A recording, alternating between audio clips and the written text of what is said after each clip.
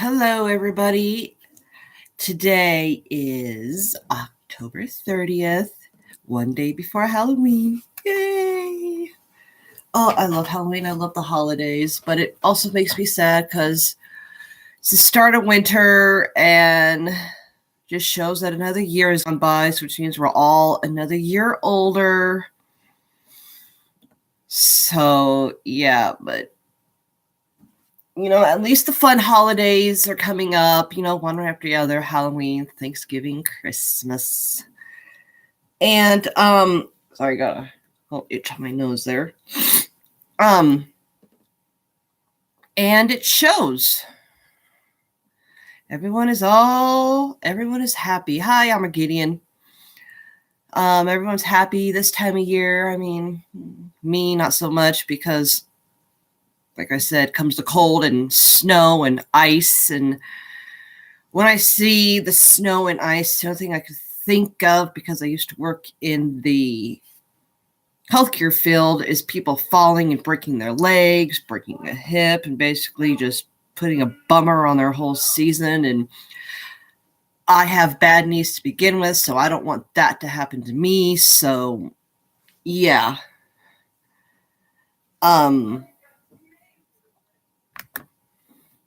So let's get this started. I mean, that's why I dislike, winter. It's kind of a love-hate relationship. I love it, but I love it, but I don't. I mean, I love the holidays that come with this time of year, but I also don't look forward to the ice and snow. Because you get stupid people that think they can still go, the speed limit when there's snow and ice on the ground, and it's just plain stupid. Yeah, we got snow Saturday night around midnight, but it didn't amount to much. They said less than an inch, and it was gone. It's gone now, so you can't tell. Yeah, suffer through the weather to enjoy the holidays. Exactly.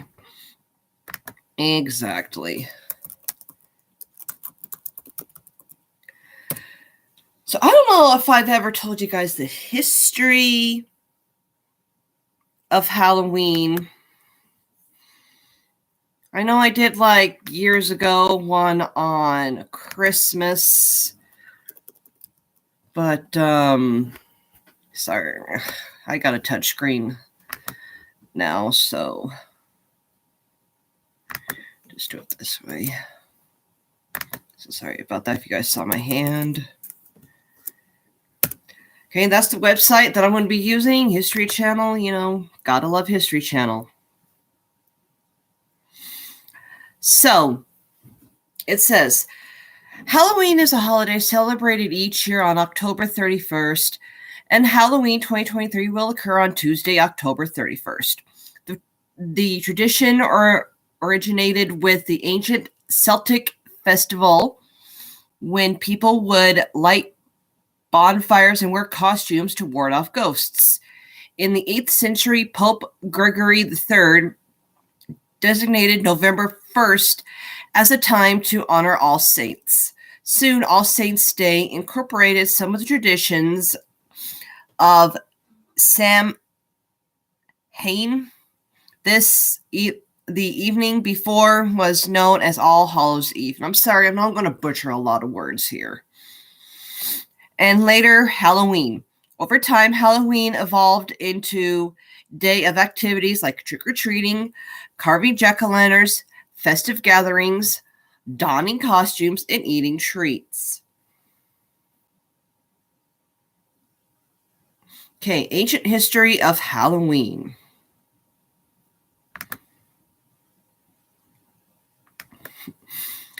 Halloween's origin dates back to the ancient Celtic festival of Samhain. Oh, it even shows how you pronounce it. Samhain.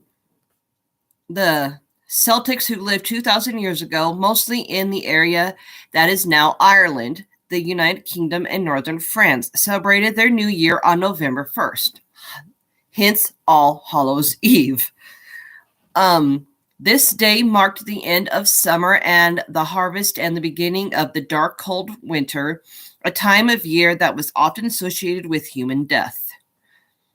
If you think about it, yeah, that makes sense because, back then, it was hard to survive during the winters. Celts believed that on the night before the new year, the boundary between the world of the living and dead became blurred.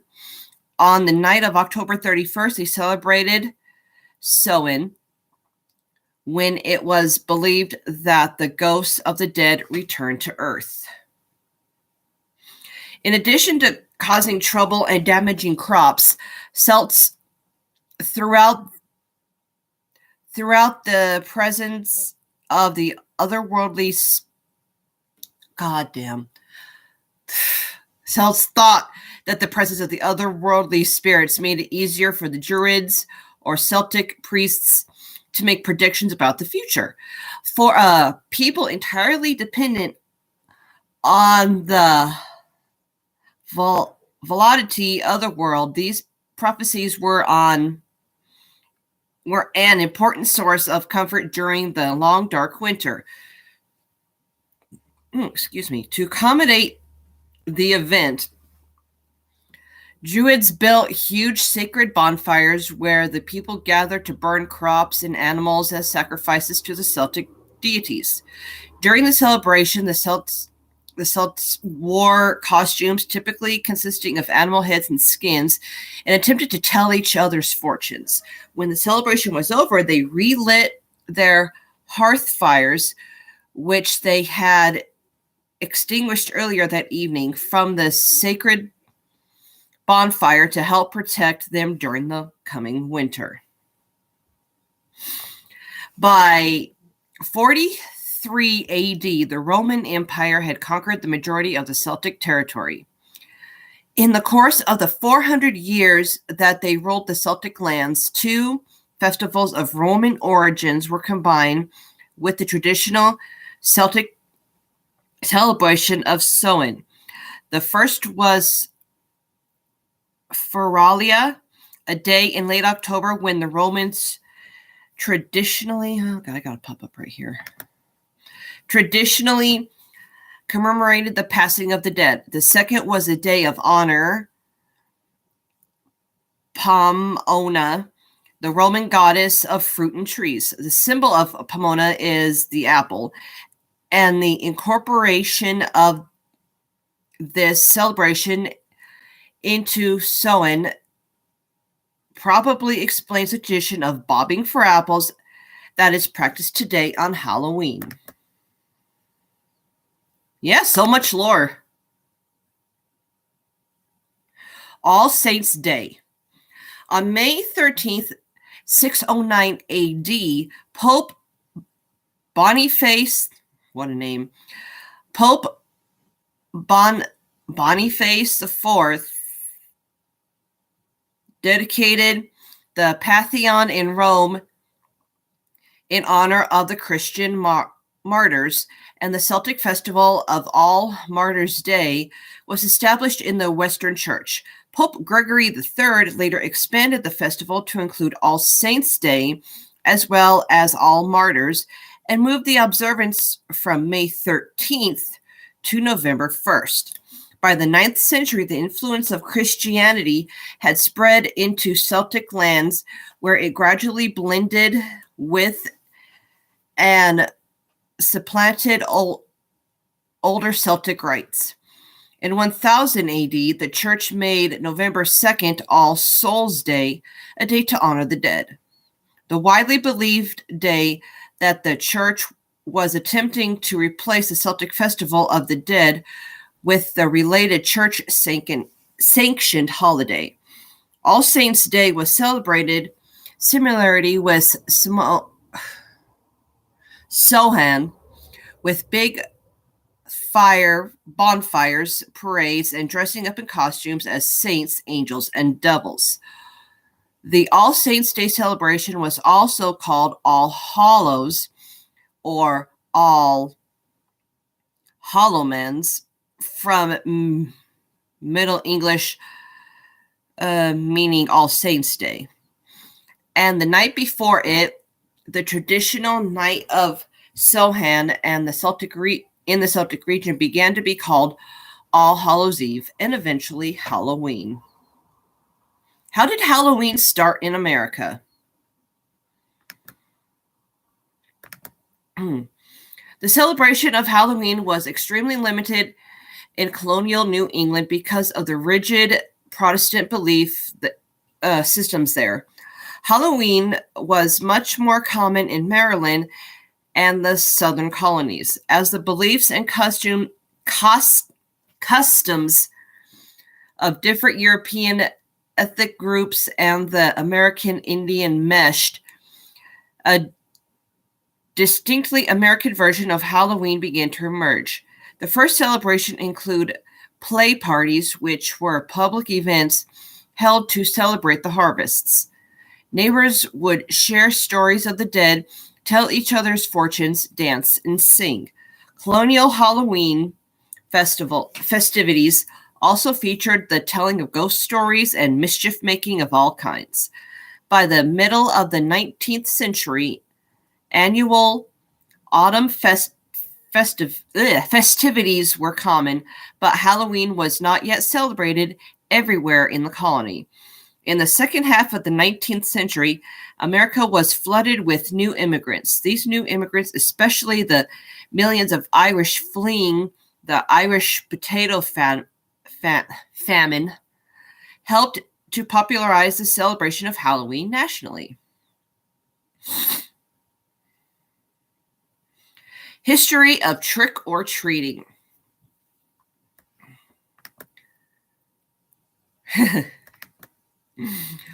Borrowing from European traditions, Americans began to dress up in costumes and go house to house asking for food or money, a practice that eventually became today's trick-or-treat tradition. Young women believed that on Halloween... Young women believed that on Halloween they could divide... Let me read that. Hold on. Okay, yeah, that makes sense. Young women believed that on Halloween they could divine the name or appearance of their future husband by doing tricks with yarn, apple parings, or mirrors. So they could find out who they were going to marry in the future. Okay. In the late 1800s, there was a move. Oh my friggin' God. Sorry if you guys can hear that. Shut up. Ads. I hate it. In the late 1800s, there was a move in America to mold Halloween into a holiday more about community and neighborly get-togethers than about ghosts, pranks, and witchcraft. At the turn of the century, Halloween parties for both children and adults became the most common way to celebrate the day. Parties focused on games, foods of the season, and festive costumes. Parents were encouraged by the newspapers and community leaders to take anything frightening or grotesque out of Halloween celebrations. Because of these efforts, Halloween lost most of its superstitious and religious overtones by the beginning of the 20th century. Halloween parties. Yeah, oopsies, yeah. I hate ads with sounds. By the 1920s and 1930s, Halloween had become a secular but community-centered holiday with parades and town-wide Halloween parties as the featured entertainment. Despite the best efforts of many schools and communities, vandalism began to plague some celebrations in many communities during this time. By the 1950s, town leaders had successfully limited vandalism, and Halloween had evolved into a holiday directed mainly at the young. Due to the high number of young children during the 50s baby boom, parties moved from town civic centers into the classroom or home, where they could be more easily accommodated. By between 1920 and 1950, the centuries-old practice of trick-or-treating was also revived. Trick-or-treating was a relatively inexpensive way for an entire community to share the Halloween celebration. In theory, families could also prevent tricks being played on them by providing the neighborhood children with small treats. Thus, a new American tradition was born, and it continued to grow today. Americans spent an estimated $6 billion, with a B, $6 billion annually on Halloween, making it the country's second largest commercial holiday after, can anybody guess? Anybody guess what we love to spend our money on before? What holiday? Before? There's one holiday that we spend the most money on before Halloween, and that is Christmas. Yes. Yes. You got that right, Armageddon. Halloween movies. Speaking of commercial success, scary Halloween movies have come a long way. Shutting up. Okay. Where'd it go? Speaking of commercial success, scary Halloween movies have a long history of being box office hits. Classic Halloween movies include the Halloween franchise, based on the 1978 original film by John Carpenter and starring Donald Pleasence, Nick Castle. Y'all should know this name, Jamie Lee Curtis. Yep, she loves her Halloween movies.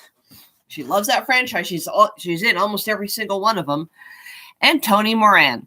In Halloween, a young boy named, that's right, Michael Myers murders his 17-year-old sister and is committed to jail, only to escape as a teen on Halloween night and seek out his old home and a new target. Gotta get comfortable there. A direct sequel to the original Halloween was released in 2008, starring Jamie Lee Curtis and Nick Castle. A sequel to that, Halloween Kills, was released in 2001, and a sequel to that, Halloween Ends, was released in 2022. Considered a classic horror film down to its spooky soundtrack, Halloween inspired other iconic slasher films like Scream, Nightmare on Elm Street, and Friday the 13th. I watched all the Scream movies. They are great. Keep me away from Nightmare on Elm Street and Friday the 13th. They still give me nightmares to this day. More family-friendly Halloween movies include Hocus Pocus, good movie. Nightmare on The Nightmare Before Christmas, which is my jam. And I don't have any of my Jack Skellington stuff around here to prove that, but trust me, I am a big Jack Skellington fan.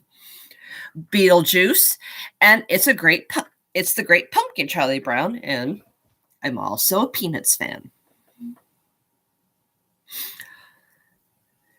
What movies do you guys like?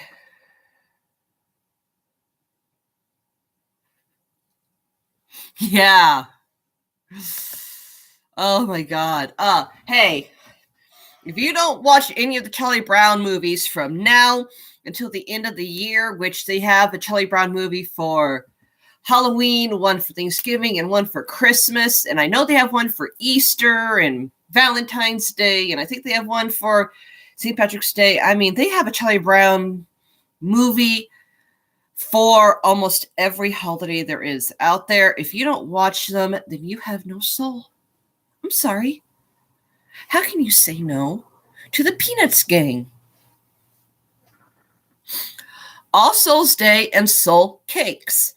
The American Halloween tradition of trick-or-treating probably dates back to the early All Souls Day party in England.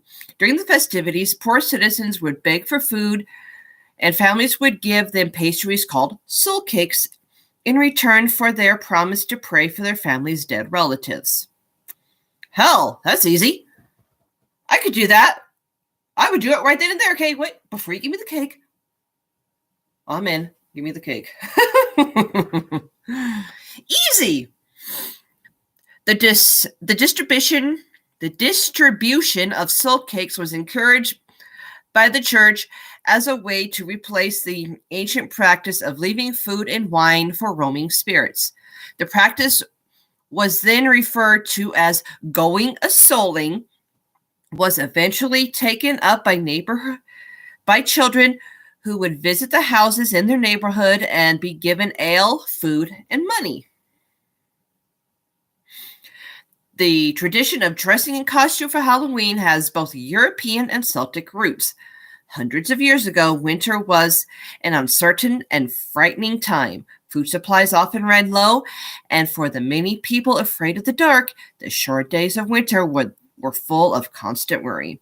On Halloween, when it was believed that ghosts came back to the earth, people thought that they would encounter ghosts if they left their homes. To avoid being recognized by these ghosts, people would wear masks when they left their homes after dark so the ghosts would not mistake them for fellow spirits. So the ghost would mistake them for fellow spirits. On Halloween, to keep ghosts away from their houses, people would place bowls of food outside their homes to appease the ghosts and prevent them from attempting to enter. Okay, here's another one. How many of you guys know anybody or have had a black cat? My family has had several black cats over the years, and we live on a farm, so they either run away or wild animals get them. Those are the two main reasons why, we don't, cats come and go. We don't force them to stay on our property. They're free to come and go as they please. I mean, if they get tired of us, they're free to leave. We don't give a shit. We don't give a shit. Another, more will come. But right now, I have a black and white cat. And if you look up Sylvester from Looney Tunes, he looks just like him. Almost a carbon copy. So which means tomorrow night, he gets to come inside for a few hours. And that will be the only time he's been in, and that'll be the first time he's been inside since he was a baby. So, black cats and ghosts on Halloween. Theffer and succotash, exactly. Black cats and ghosts on Halloween. Halloween has always been a holiday filled with mystery, magic, and superstition. It began as a Celtic end of summer festival during which people felt especially close to deceased relatives and friends. For those friendly spirits, they set places at the dinner table, left treats on doorsteps and along the side of the road, and lit candles to help loved ones find their way back to the spirit world. Today's Halloween ghosts are often depicted as more fearsome and malevolent, and our costumes and superstitions are scarier too. We avoid crossing paths with black cats, afraid that they might bring us bad luck. This idea has its roots in the Middle Ages, where many people believed that witches avoided detection by turning themselves into black cats. We do not walk under ladders for the same reason. This superstition may have come from the ancient Egyptians, who believed that triangles were sacred. It also may have something to do with the fact that walking under a leaning ladder tends to be fairly unsafe. And around Halloween, especially, we try to avoid breaking mirrors, stepping on cracks in the road, or spilling salt. Halloween matchmaking and lesser-known rituals.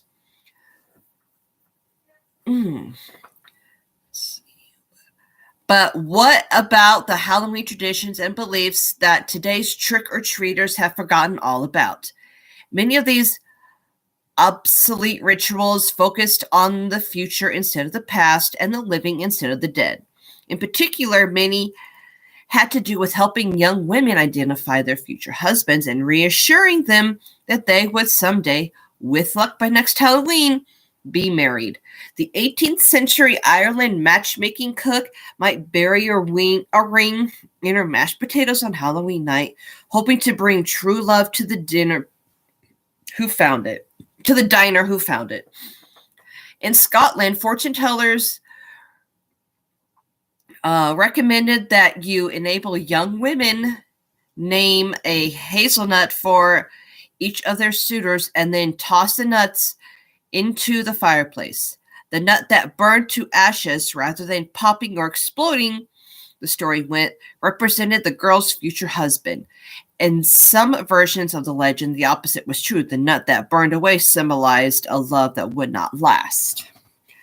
Another tale had it that if a young woman ate a sugary concoction made of walnuts, hazelnuts, and nutmeg before bed on Halloween night, she would dream of her future husband. Young women tossed apple peels over their shoulders, hoping that the peels would fall on the floor in the shape of their future husband's initials. Try to learn about their futures by peering at egg yolks floating in a bowl of water, and stood in front of mirrors in darkened rooms holding candles and looking over their shoulders for their husbands' faces.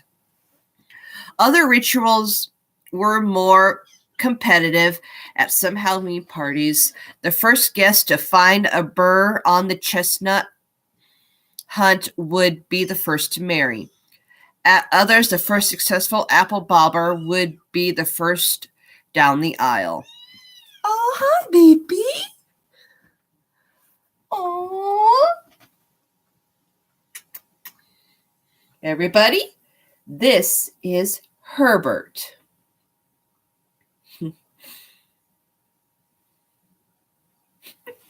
This is my son's cat. Isn't he cute? Yeah, obsessed with marriage much. Yeah, a lot of women were obsessed with marriage back then. But yeah. Come here. And this is my cat, my kitten. I told you my cat Sylvester is outside. And this is my other cat, my kitten that was born this year. This is Scaredy Cat. Got his name because when he was outside, he would always run away from me or run away from anybody else. He didn't know that humans were nice. Or at least that we were nice. You know, just a kitten. He didn't know any better. So this is Scaredy Cat.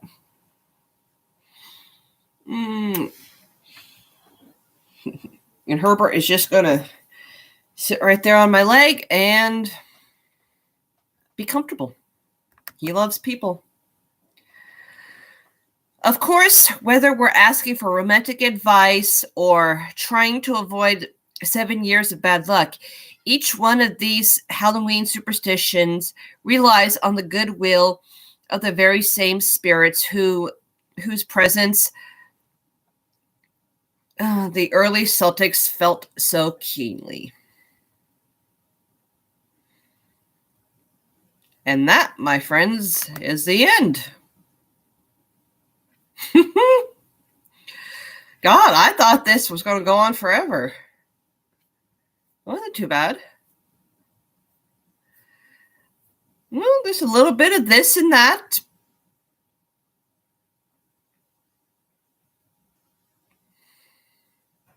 So I didn't know that Halloween actually had rituals. Had rituals, in matchmaking. Yeah, it was generally interesting.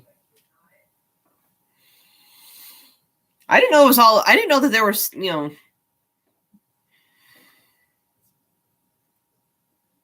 husband stuff, though. Yeah. Gosh. Oh, you want to go down? Okay, bye-bye. No? Scaredy Cat's still in here, too. Oh, my gosh. Herbert. They're cousins, not brothers. If you want to think of it that way. Their mothers are sisters. That much we know for a fact.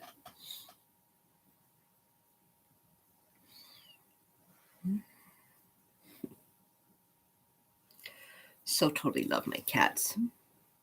They're so cute.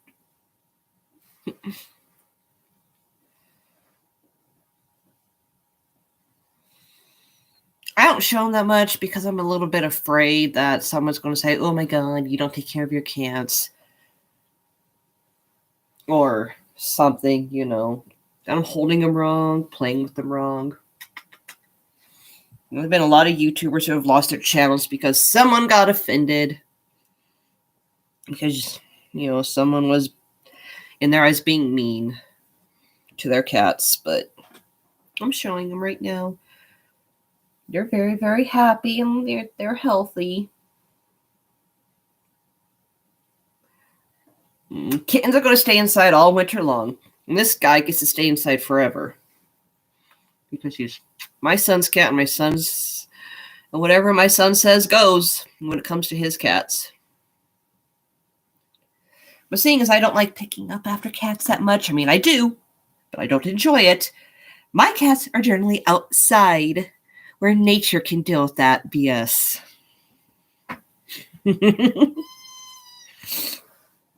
So, I told my kids when they were younger, you know, if you want cats to be inside, I'm not going to be the one to clean up after them because I had to do that as a kid. So, no. It's not fun. I love cats. I love playing with them. But I don't like cleaning up after their messes. So, my kids clean up after the mess. And we all take turns feeding them, of course.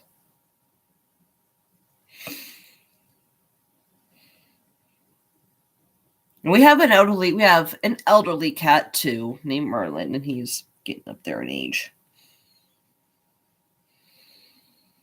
We've never had an elderly cat before. Never had a cat that was 7 years old. We got Merlin from the Humane Society in Grand Island. So, yeah.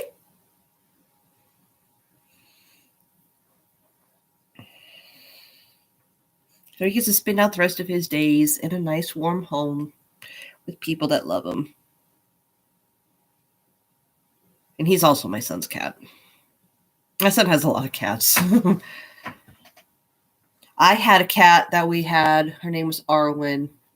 She loved to give kisses, and she gave us huge litters of cats. But her family tree died out. None of the cats we have here are any relation to her anymore.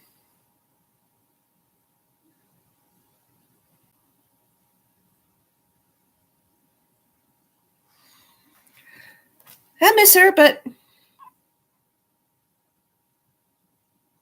you know, I believe she's still watching over me, and that she knows which cats we need. If any of them wander onto our places, I'm pretty sure she leads them. Mwah. Yeah. Your mama and auntie. Yeah, your mommy and auntie we got from a friend, huh? Yeah. Mwah.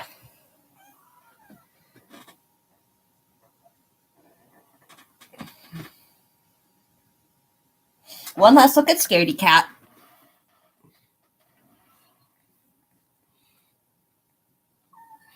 He doesn't really want to look at the camera.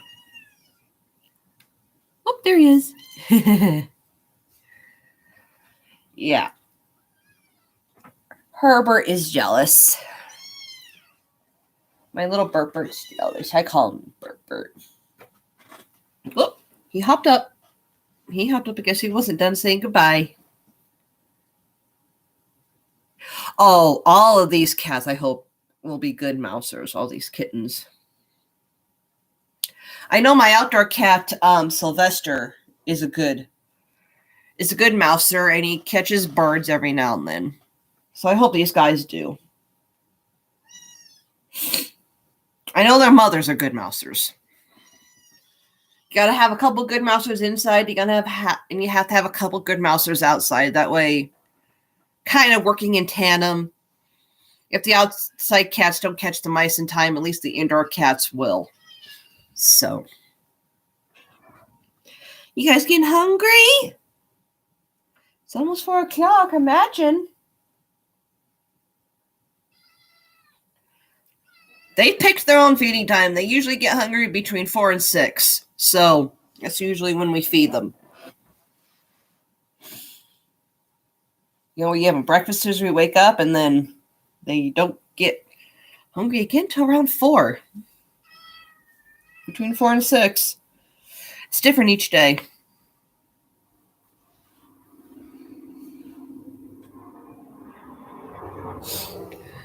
Okay, well, that was the history of Halloween. I hope you guys liked it. And if I remember, I will do one on Thanksgiving, and I will probably do another one on Christmas in December. You know, update it a little. Just, you know, because probably so many people don't remember me doing one on Christmas. And I remember that I also did a blog on it too when my channel first started. So yeah, I'll do one on Thanksgiving, then another one on Christmas. And if I remember, I'll probably do one about New Year's, probably wrap that in with the Christmas one. Just make it one long live. And then I'll probably do one on Valentine's Day, St. Patrick's Day, Easter. Just any holidays that are coming up. Yeah, American Thanksgiving is coming up. Yes, I know you. For all my Canadian viewers, I know you guys have already had Thanksgiving. But for Americans, Thanksgiving is coming up at the end of November. And you guys have and Canadians have the Thanksgiving had this month? Was it? I think it's in October. So basically you guys have 2 holidays. I mean, if you guys celebrate Halloween, 2 holidays in 1 month.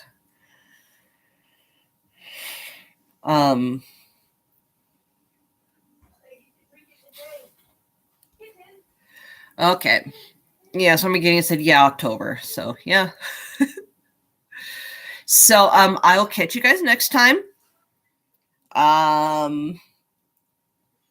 Yeah. So, I guess my next live will be... I might do another live here next week or the week after. I'm not sure. On Ruby, Frankie, and Jody Hildebrand. I know some new stuff has come up about that. So, I will get some notes on that and make a live coming up soon on Jody and Frankie. I know that they're supposed to be going to court here soon, but I'm not sure when. Ruby has already done her court thing with her child custody case, and nothing will ever be known about that. It was 100% closed to the public. So, yeah, look out for some 8 passengers court updates from me. And yeah, I'll see you guys next time. Peace.